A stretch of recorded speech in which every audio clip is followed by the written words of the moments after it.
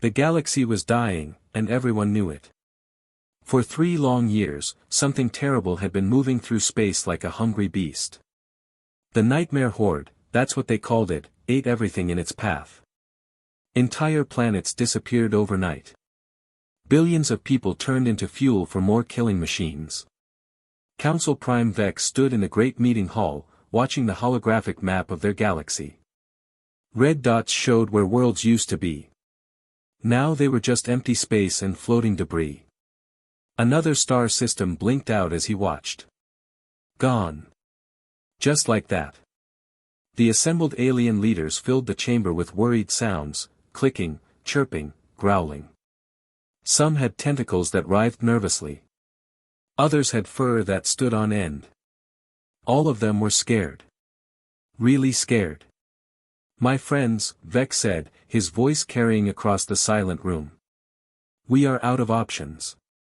Our fleets are destroyed. Our weapons do nothing. The Horde adapts to everything we throw at them. He paused, knowing what he was about to say would shock everyone. We must contact the quarantined Deathworld species. The reaction was immediate and violent. Alien delegates jumped from their seats. Some made sounds of pure horror. Others began arguing loudly in languages that sounded like machinery breaking down. A few simply fainted. You cannot be serious, shouted Delegate Zill, her blue skin turning purple with fear. The humans are monsters. We locked them away for good reason. They are savages, added another voice from the crowd. Barbarians who solve everything with violence. They would probably try to eat the Nightmare Horde.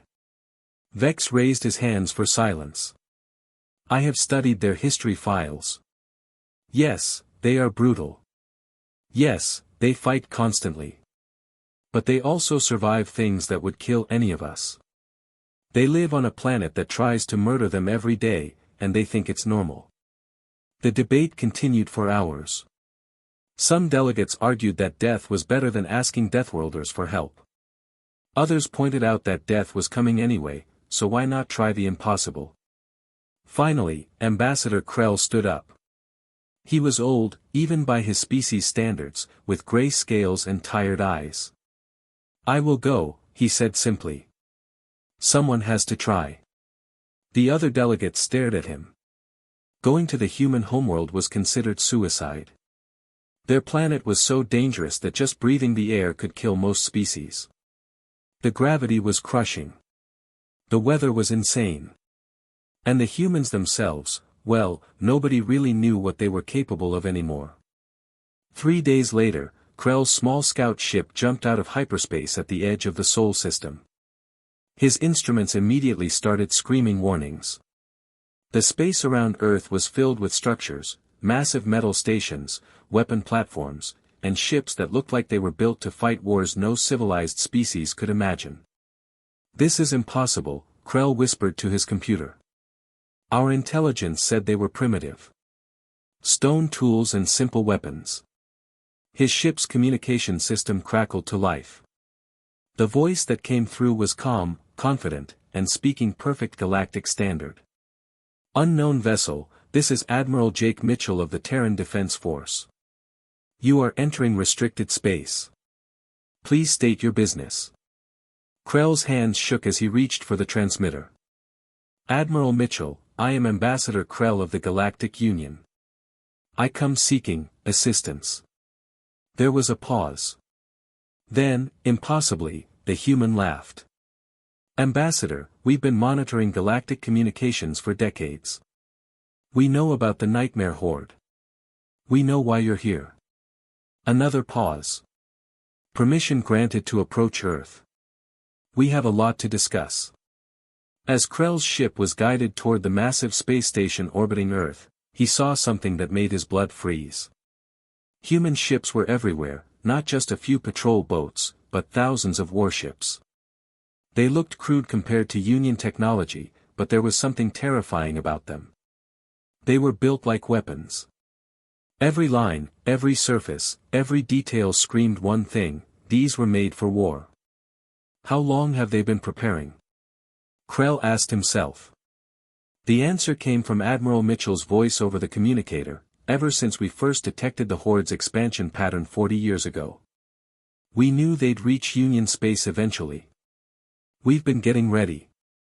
Ambassador Krell realized something that made him feel both hopeful and terrified. The humans hadn't been ignoring the galaxy for 2 centuries. They had been watching.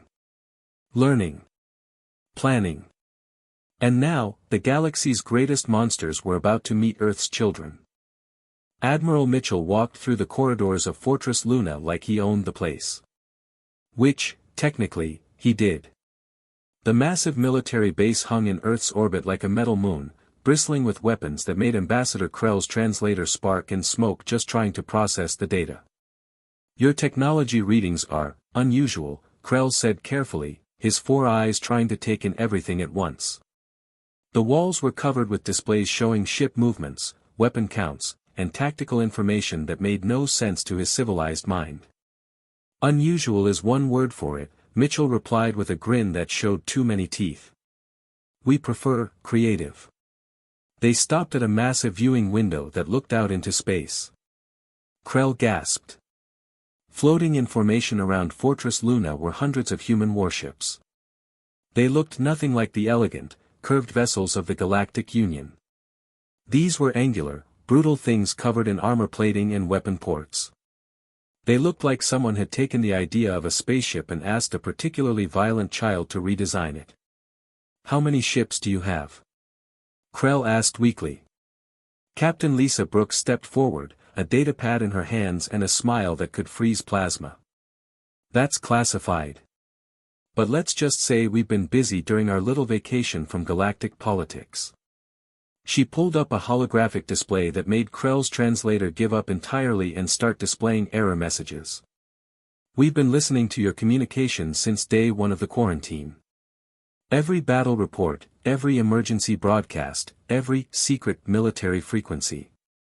We know everything about the Nightmare Horde. You've been spying on us for 200 years. Krell sputtered. Spying is such an ugly word, Mitchell said casually. We prefer staying informed about our neighbors. Speaking of which, we know exactly what you're dealing with out there. The Nightmare Horde has consumed 47 systems in the last 3 years. They convert organic matter into more war machines. They adapt to any weapon used against them more than twice. And they're heading straight for the core worlds. Krell's legs almost gave out. You know all of this, and you did nothing. Brooks laughed, but it wasn't a nice sound. Did nothing? Ambassador, we've been preparing for this exact scenario since we first detected their expansion pattern. While your people were running around in circles, we've been building the largest military fleet in known space. She gestured to another display showing human ship designs. The Nightmare Horde. We've been calling them Tuesday in our tactical planning sessions. Just another day at the office for humanity. Mitchell sat down at the conference table and gestured for Krell to join him. Now, let's talk business. You want our help, fine. But we're not going to be your mercenaries. We want full partnership. What do you mean? Krell asked, though he was afraid he already knew. First, complete technology exchange. No more secrets, no more classified information. We share everything, including our weapons technology. Mitchell's expression grew serious. Second, equal representation in the Galactic Union. No more quarantine, no more being treated like dangerous animals. We get voting rights and territorial recognition. And third, Brooks added, we do this our way. No Union military doctrine, no civilized rules of engagement. When we fight the Nightmare Horde, we use human tactics. Krell's mind raced. The Union had spent centuries avoiding humans because their methods were considered barbaric.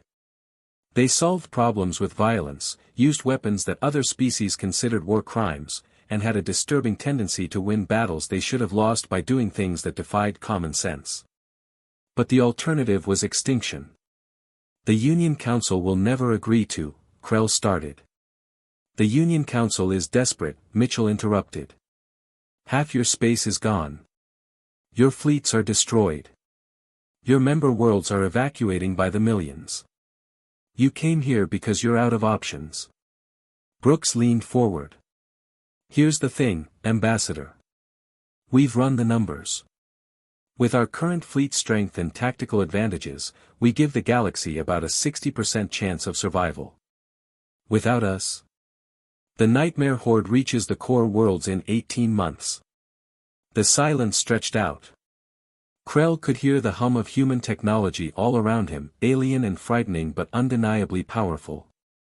Through the viewing window, he could see more human ships moving into formation. Each one was a question mark wrapped in armor plating and armed with weapons no civilized species would think to build. I accept your terms, Krell said finally. All of them. Mitchell smiled, but this time it looked almost friendly. Smart choice. Lisa, send the activation codes to all fleet commanders. It's time to show the galaxy what humans do best. Within 6 hours, the human expeditionary fleet was moving. 200 warships that looked primitive compared to sleek Union vessels, but bristled with weapons that made Krell's sensors overload just trying to catalog them. Nuclear warheads, kinetic bombardment systems, chemical weapons, and things that didn't have names in any civilized language. As they jumped to hyperspace, heading toward the first battle zone, Krell realized something that made him both hopeful and terrified. The humans weren't just joining the fight against the Nightmare Horde. They were taking it over. The Nightmare Horde had been crushing everything in their path for 3 years. They were perfect killing machines, adapting to every weapon, learning from every battle, consuming everything organic they could find. They had never lost a single engagement. That was about to change. Centauri Station sat at the edge of Union space like a massive metal flower, its docking arms reaching out into the void. It was supposed to be a trade hub, a peaceful meeting place for different species. Now it was a battlefield, surrounded by the twisted biomechanical ships of the Nightmare Horde. Ambassador Krell watched from the bridge of the Union flagship as their fleet engaged the enemy. Bright energy beams lanced through space, hitting the Horde ships and doing absolutely nothing. The enemy had adapted to energy weapons months ago. Their hulls simply absorbed the blasts and converted them into more power for their own weapons. We're losing, Admiral Vex reported grimly. Just like every other battle. They learned too fast. That's when the human fleet arrived. 200 ships dropped out of hyperspace in a formation that made no tactical sense to anyone who understood civilized warfare. Instead of maintaining safe distances and engaging with long-range weapons, they were flying straight at the enemy like meteors with attitude problems. "This is Commander Tom Anderson of the human destroyer Relentless," came a voice over the communication channel. "Union fleet, fall back to defensive positions. We'll take it from here." "You have 200 ships," Vex replied. "The Horde has over 400. This is suicide." Anderson's laugh crackled through the speakers. "Suicide? Nah, this is Tuesday. Watch and learn, alien friends." The human ships opened fire, and Krell's mind nearly broke trying to process what he was seeing. These weren't energy weapons or plasma beams. These were chunks of metal flying through space fast enough to punch holes in planets. Nuclear warheads that turned sections of Horde ships into miniature suns. Chemical explosives that ate through biomechanical hulls like acid through flesh. "What kind of weapons are those?" Krell gasped. "The fun kind," Anderson replied cheerfully as his destroyer launched something that looked like a missile but moved like a railgun shot. It hit a Horde cruiser and tore it in half. But that wasn't the crazy part. The crazy part was when Colonel Amy Foster's marine transport flew directly into the side of a Nightmare Horde battleship. The massive enemy vessel, designed to be impenetrable, suddenly had human soldiers inside it. They were fighting in the corridors, using weapons that shot metal bullets and threw explosive devices by hand. "They're boarding the enemy ships," Krell whispered in horror. "That's impossible. No species can survive inside a Horde vessel. The atmosphere is toxic, the gravity is crushing, and the bioforms will tear them apart. Foster's voice came over the communication channel, slightly out of breath but absolutely calm. Toxic atmosphere. We brought breathing masks. Crushing gravity. We're from a death world, remember.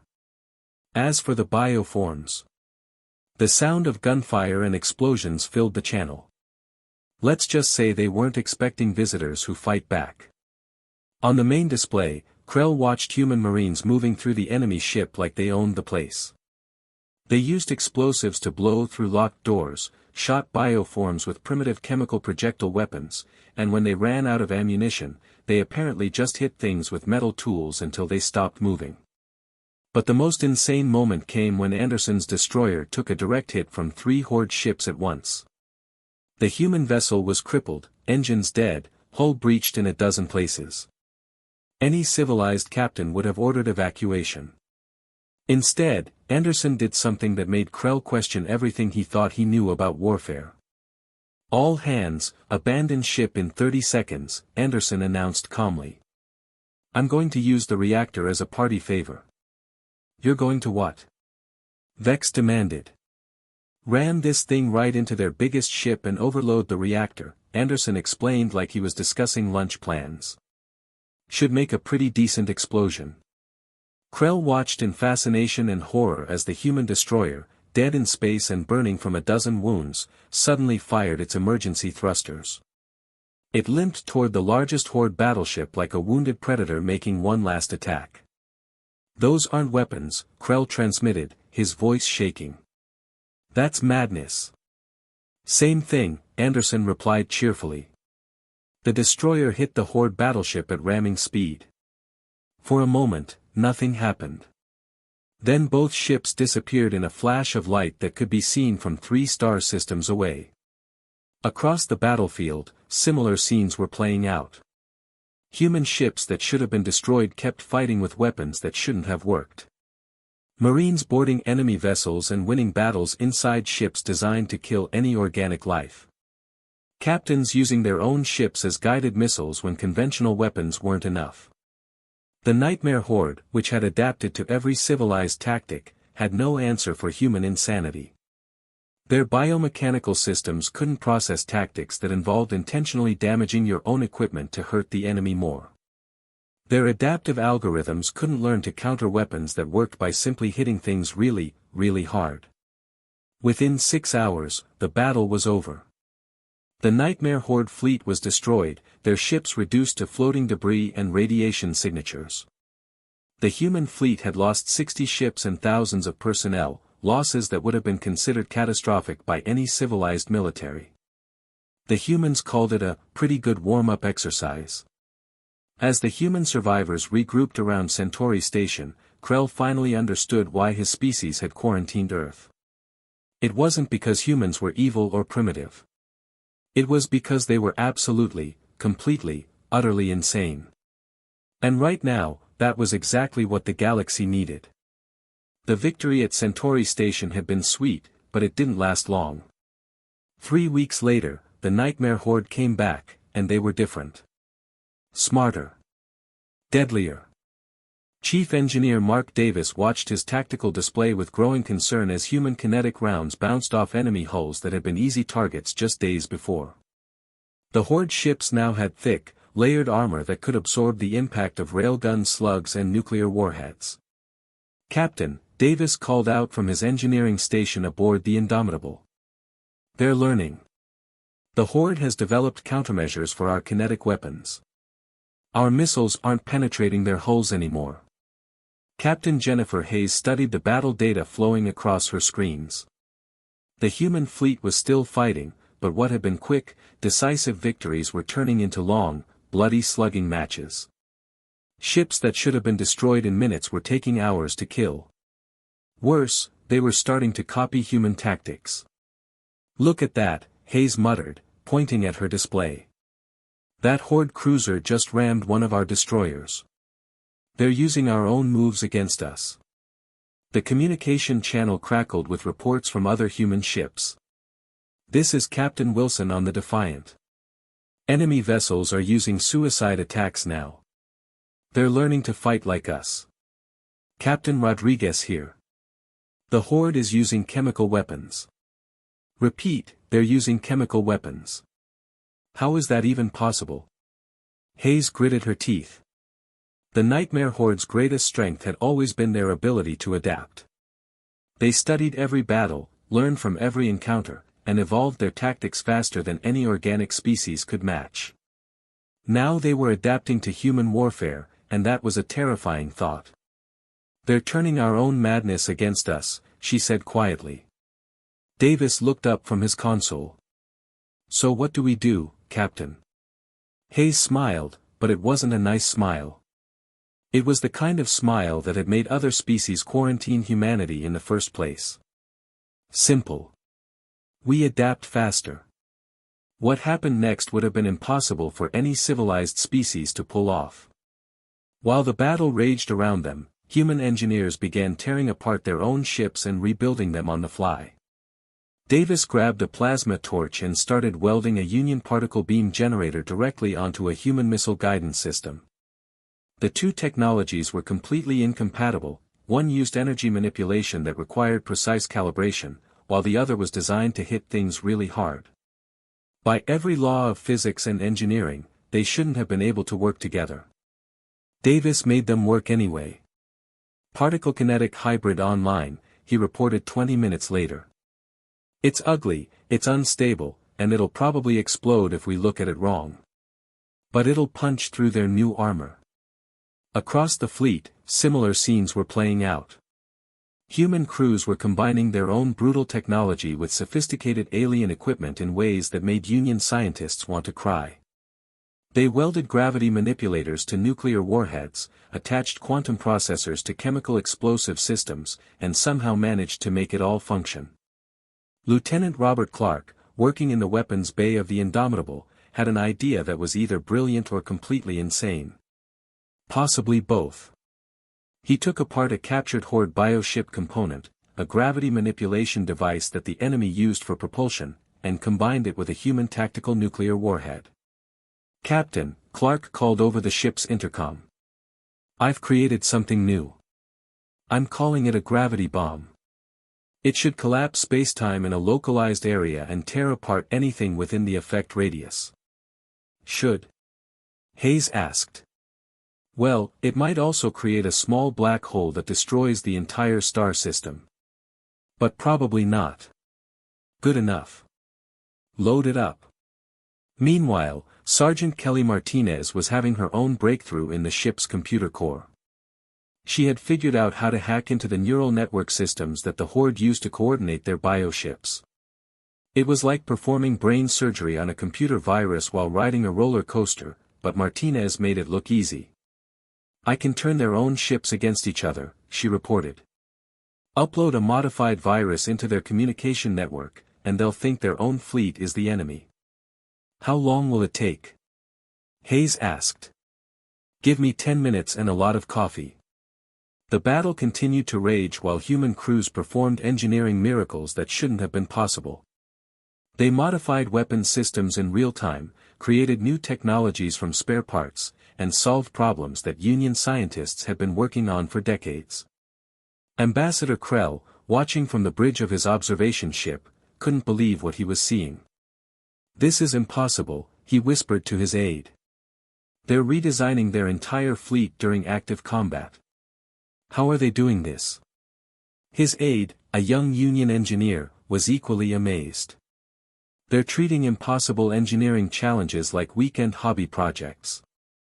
Look at that, they just combined quantum mechanics with chemical explosives.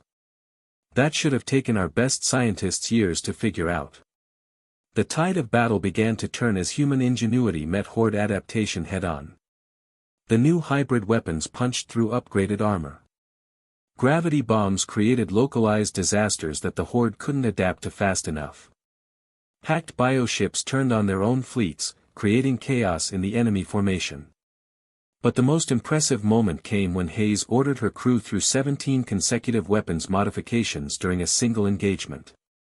As soon as the Horde adapted to one system, the humans switched to another. Energy weapons became kinetic systems, became chemical attacks, became gravity manipulation, became something entirely new that didn't have a name yet. Modification 18 ready, Captain, Davis reported, his hands moving across his controls like a concert pianist on speed. This one combines Union shield harmonics with human explosive chemistry and Horde bioneural processing. I have no idea what it'll do, but it should be spectacular. Hayes grinned. Fire it. The weapon hit the lead Horde ship and did something that physics textbooks said was impossible. It turned the enemy vessel inside out while simultaneously setting it on fire and launching it into hyperspace. Well, Hayes said calmly, that was new. The Nightmare Horde had learned to fight like humans, but they had made one critical mistake. They assumed that human tactics were fixed, unchanging, something that could be studied and countered. They forgot that humans don't follow rules, not even their own. The war had been raging for 6 months, and the Nightmare Horde was finally on the run. Human tactics had scattered their fleets across dozens of star systems, but the real threat remained untouched. Deep in the Void sector, the Horde's master nexus continued to pump out new bioships faster than the combined fleets could destroy them. Admiral Mitchell stood in the command center of Fortress Luna, staring at the holographic display of the nexus. It was a massive structure, part machine and part living tissue, protected by gravitational fields that could tear apart planets.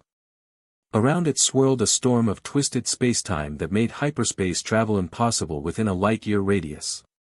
The Nexus has to be destroyed, Mitchell announced to the gathered fleet commanders. As long as it exists, the Horde can rebuild faster than we can kill them. Captain Brian Turner of the Prometheus, humanity's most advanced battleship, stepped forward.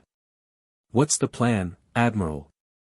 Mitchell's smile was the kind that made seasoned warriors nervous. We're going to fly straight into the Nexus and blow it up from the inside. The room went silent. Then Ambassador Krell, who had been observing the meeting, made a sound like a dying computer. You want to fly directly into the Nexus? Krell demanded, his 4 eyes wide with horror. The gravitational shear will crush your ships like tin cans. The spacetime distortions will tear apart your molecular structure. Nothing can survive in there. Admiral Mitchell shrugged like they were discussing weekend plans. Probably. But we've got emergency protocols for impossible situations.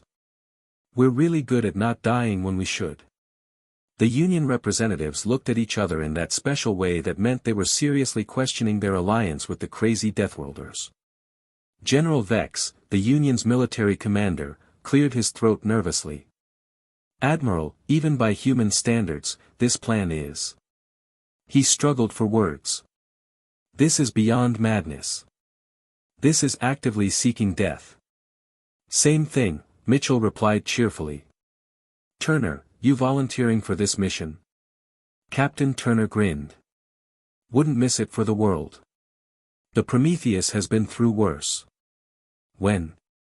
Krell asked weakly. Last Tuesday, when we tested her in the atmosphere of that gas giant. The one with the diamond rain and the lightning storms made of liquid metal. The meeting broke up with the Union allies muttering prayers in 17 different languages while the humans got down to the business of planning something that should have been impossible. 3 days later, the combined fleet gathered at the edge of the Void sector. The Nightmare Horde's nexus hung in space like a cancer made of metal and flesh, surrounded by its protective storm of twisted gravity. Just looking at it made reality hurt. All ships, this is Admiral Mitchell, came the voice over the fleet communication system. The Prometheus will make the attack run. Everyone else provides covering fire and tries not to get eaten by angry spacetime. The Prometheus was humanity's finest achievement in starship design, which meant it was built like a flying weapon covered in more weapons. It was also the only human ship equipped with experimental hull modification technology designed for deep ocean exploration and asteroid mining. Captain Turner stood on the bridge as his ship accelerated toward the Nexus. Around them, the rest of the human fleet engaged the Horde's defensive ships in a battle that lit up half the sector with explosions and weapons fire that didn't have names in any civilized language. Captain, reported Lieutenant Nicole Walker from the engineering station, we're entering the gravitational distortion field. Hull stress is increasing rapidly. Turner nodded calmly. Begin emergency modifications. Reconfigure the hull for extreme pressure situations. What happened next would have been impossible for any ship not built by humans. The Prometheus began changing its shape while flying through a gravitational storm that was trying to turn it into a very expensive pancake. Hull plates shifted and reformed. Support beams extended and retracted. The entire ship transformed from a traditional battleship into something that looked like a deep-sea exploration vessel designed by someone having a nightmare. Hull modifications complete, Walker reported. We're now configured for extreme pressure environments and gravitational shear resistance. Excellent, Turner said as his ship plunged deeper into the Nexus's defensive storm. Now let's see what else this thing can do. The gravitational forces around the Nexus were insane. Space itself was twisted into knots. Time moved at different speeds in different parts of the ship. The crew had to deal with the fact that their feet were experiencing Tuesday while their heads were still stuck in Monday. Hull integrity at 15% and falling. Walker shouted over the sound of metal screaming under impossible stress. Good enough, Turner replied with the casual confidence of someone who had grown up on a planet that tried to kill its inhabitants for fun. All crew, prepare for core overload sequence. Ambassador Krell, monitoring the mission from a safe distance, watched his sensors in disbelief as the Prometheus somehow survived conditions that should have reduced it to subatomic particles. How are they still alive? Admiral Mitchell's voice crackled over the communication channel. Emergency protocols. Humans are really hard to kill when we put our minds to it. Inside the Nexus, Captain Turner initiated the overload sequence on his ship's quantum core. This was technology that Union scientists considered theoretical and extremely dangerous. Humans had been using it to power their coffee machines. Core overload in 30 seconds, Turner announced to his crew. Everyone hold on to something. This is going to get weird. The explosion, when it came, tore the Nexus apart from the inside out. The massive biomechanical structure, which had been churning out nightmare horde ships for years, simply ceased to exist. The gravitational storm collapsed. The space-time distortions smoothed out into normal, boring physics. And somehow, impossibly, the Prometheus emerged from the wreckage. She was battered, her hull was cracked in a dozen places, and her paint job was completely ruined, but she was intact. Her crew had survived conditions that should have been instantly fatal by treating them as just another day at the office. Across the galaxy, the remaining nightmare horde ships suddenly stopped moving.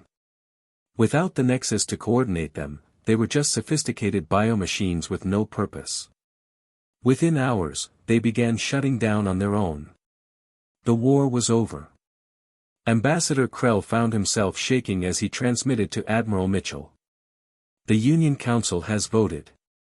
Welcome to the Galactic Union, Admiral. Full membership, equal representation, just as we agreed. Mitchell's grin was visible even over the communication channel. Thanks, Ambassador. That's very kind of you. Just one small thing, we've already been setting up colonies in your uninhabitable systems over the past few months. Hope you don't mind the company. Krell's translator made a sound like it was choking. You've been what? Well, while everyone was busy with the war, we figured we'd check out some of those worlds you folks marked as certain death on your star charts. Turns out they're pretty nice once you get used to the acid rain and the carnivorous plants. We've got about 40 new colonies up and running. As the reality of humanity's expansion hit him, Krell finally understood the truth.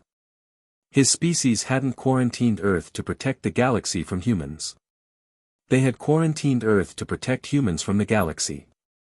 But now the humans were loose, and they were making themselves at home in places no civilized species would dare to visit. The age of human expansion had begun, and the universe would never be the same.